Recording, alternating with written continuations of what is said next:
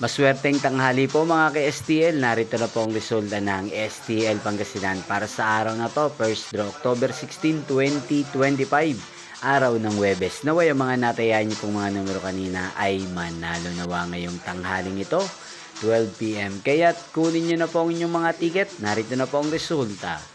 Ang mga numerong nanalo sa STL Pangasinan ngayong tanghaling ito, October 16, 2025, 12 PM. First draw result, 32 at 10 in exact orders.